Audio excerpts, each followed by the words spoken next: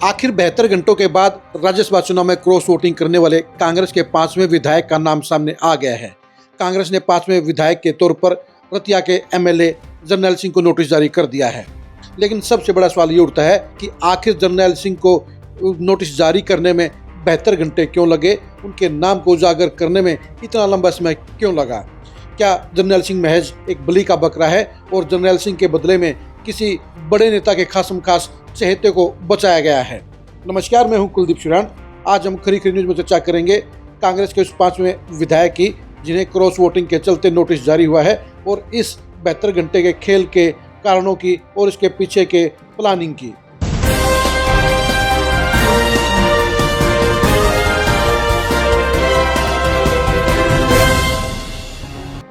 क्या ये सच नहीं हो सकता कि कांग्रेस के एक बड़े नेता के चहेते को नजदीकी को बचाने के लिए 72 घंटे के दौरान बड़ी प्लानिंग की गई हो। एक सोची समझी रणनीति के तहत 5वें विधायक का नाम उजागर नहीं किया गया और अब जरनैल सिंह को आगे कर दिया गया है।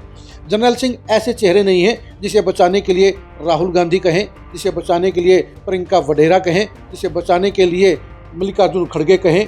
यानी ये सारा मसला सिर्फ हरियाणा के नेताओं से जुड़ा हुआ है। या तो पार्टी के प्रभारी बीके हरिप्रसाद सच्चाई को जानते हैं और या चुनावी एजेंट के तौर पर पूर्व सीएम भूपेंद्र हुड्डा असली चेहरे को जानते हैं। अगर जरनैल सिंह ही 5वें विधायक होते तो क्या कारण था कि बाकी के 4 विधायकों के साथ उनका नाम जाहिर नहीं किया गया, उजागर नहीं किया गया।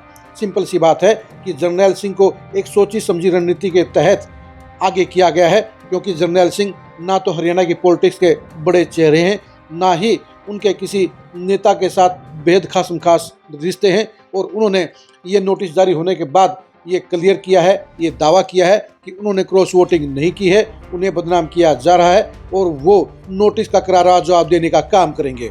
यानी जरनैल सिंह तो एक सिर्फ मोहरा है और बाकी के एक ऐसे शख्सियत को बचाने के लिए कहीं ना कहीं एक खेल खेला गया है। यानी हाईकमान की आंखों में धूल झोंकने का काम भी कहीं न कहीं इस सारे मसले में किया गया है। जरनैल सिंह एक ऐसे नेता नहीं, ऐसे विधायक नहीं है जिसकी कोई बड़ी बैक हो और जिसे बचाने के लिए सेंटर और हरियाणा के नेता कोई प्लानिंग करने का काम करें। जब बाकी के 4 विधायकों का नाम उजागर कर दिया गया तो ऐसे में सवाल ये उठता है कि आखिर जरनैल सिंह का नाम 72 घंटे के बाद उजागर क्यों हुआ है। चर्चा ये चल रही है कि हरियाणा के एक बड़े कांग्रेस नेता का बेहद करीबी या किसी करीबी के नज़दीकी रिश्तेदार का नाम भी 5वें विधायक के तौर पर हो सकता है। यानी क्रॉस वोटिंग करने वाले विधायकों के अंदर 5वां चेहरा वो शख्स है जो हरियाणा के एक बड़े नेता के साथ बेहद नज़दीकी रिश्ता रखता है और अगर उसका नाम उजागर हो जाता है तो हरियाणा के बड़े नेता के ऊपर सवालिया निशान उठने लाजमी हो जाएंगे, वो सवालों के घेरे में आ जाएंगे और इस सारे के सारे प्रकरण में उनकी भी भागीदारी के ऊपर मोहर लग जाएगी।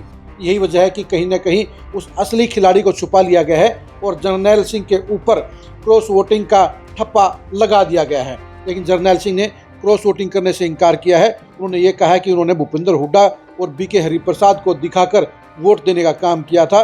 उन्होंने वोट देने में कोई गड़बड़ नहीं की है। वो पार्टी के वफादार सिपाही हैं और उनके ऊपर झूठा आरोप लगाया गया है। अगर जरनैल सिंह अपने ऊपर लगाए गए आरोप को झूठा बताते हैं तो सवाल ये उठता है कि फिर असली खिलाड़ी कौन सा है, असली 5वां विधायक कौन सा है जिसने राज्यसभा चुनाव में क्रॉस वोटिंग करने का काम किया, कांग्रेस के साथ गद्दारी करने का काम किया। जाहिर सी बात है राहुल गांधी और प्रियंका वडेरा तो इस मामले में इंटरफेयर नहीं करेंगे। उनके पास जो रिपोर्ट पहुंची है उसी के ऊपर विश्वास कर लेंगे। यानी हाईकमान की आंखों के अंदर धूल झोंकी जा रही है और एक सोची समझी प्लानिंग के तहत 5वें विधायक के तौर पर जरनैल सिंह को आगे किया जा रहा है। ये बात भी सही साबित हो सकती है कि राज्यसभा चुनाव में कांग्रेस की किरकिरी कराने के लिए, कांग्रेस की फजीत कराने के लिए एक बड़ी प्लानिंग की गई हो, उसमें हरियाणा के बड़े नेता की भागीदारी हो, सहमति हो और उसके हिसाब से ही क्रॉस वोटिंग को अंजाम दिया गया हो।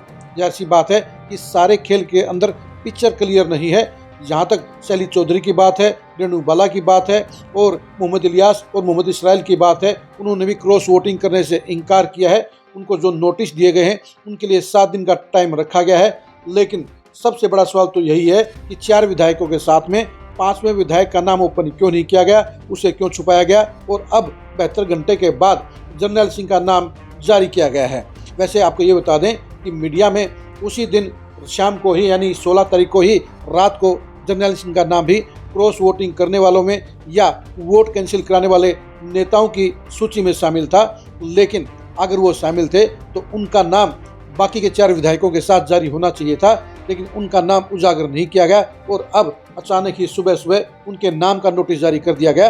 लेकिन कांग्रेस के सूत्रों का कहना है कि इस मामले में जर्नैल सिंह का बड़ा रोल नहीं है, बल्कि असली भूमिका एक ऐसे विधायक की है जो हरियाणा के एक बेहद बड़े नेता का बेहद नज़दीकी है, उनके खासम खास की कैटेगरी में आता है। और अगर उनका नाम उजागर हो जाता है तो बड़े नेता परेशानी में पड़ जाएंगे, उनकी पोल पट्टी खुल जाएगी। इसलिए कहीं ना कहीं जर्नैल सिंह को प्यादा बनाकर उन्हें नोटिस जारी कर दिया गया है और असली चेहरे को बचाने का काम कर दिया गया है।